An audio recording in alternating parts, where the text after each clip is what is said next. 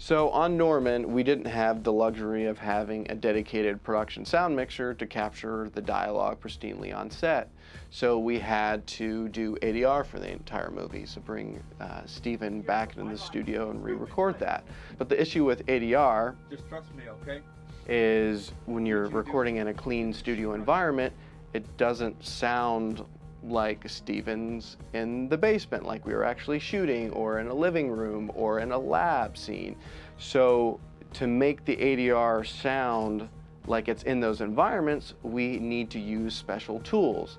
And we need to use reverb, which is basically how we listen in our environment every day. Even this room that I'm in, and the rooms you're in, our voices bounce off these different surfaces, and we get reflections that come back, which kind of give us this acoustical imprint, kind of signature of each room.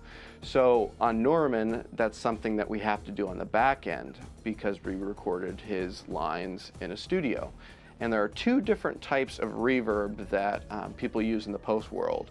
There's algorithmic, so reverbs that use a certain algorithm to produce a small room, a big room, those kind of things. We used on Norman, we've been using Altiverb, which is a convolution reverb plugin. We aren't any closer now than we were a year ago.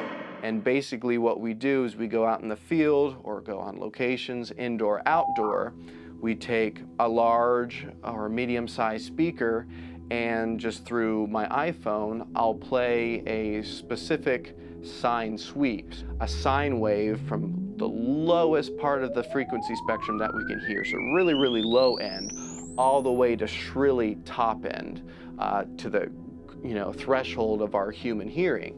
And basically what that does is it excites the reverb, the echoes of whatever environment that we're trying to record. And then later on, I take those recordings and I process them within Altiverb, the plugin itself. And basically what it does through its different methods is it basically strips away, cancels out that sine wave, that recording that we played through the speaker, and then what's left is the reverb signature. So basically I can then take a voice or sound effect or whatever I want, footsteps, Foley, whatever I want to apply that acoustical signature to, and then all of a sudden it sounds like Stephen, who's playing Norman, it sounds like he's in that basement that we were recording. I do believe I'm ready to leave this place.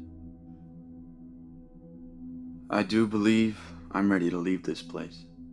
Or outdoors, lots of tall buildings where the sound kind of reflects off of different things. No, I'm fine. I'm fine, we're almost there. No, I'm fine. I'm fine, we're almost there.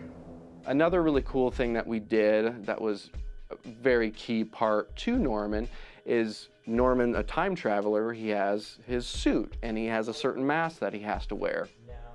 And so again, we don't just want that dry dialogue, it's gonna sound sterile and fake. So we also used little microphones and put them in quite a few different objects.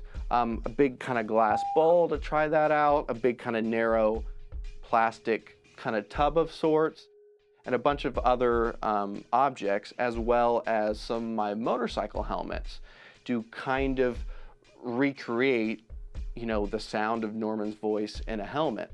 So I took a small little Rode XY, which is a great little microphone you can just attach to your phone. It was kind of a perfect fit to throw it in my motorcycle helmet. And then using a little smaller speaker, again, we're able to excite just that short reverb in the helmet.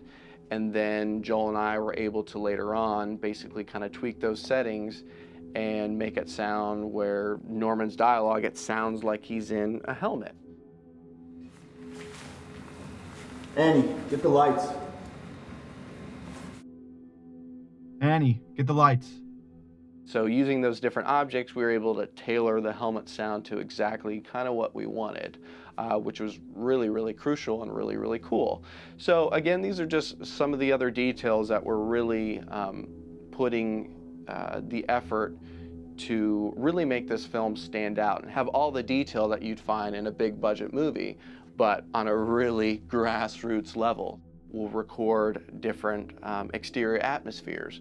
So one example, we went out in this neighborhood where it has a bunch of rows of houses because we kind of needed a certain type of reverb reflection for a certain scene in the film.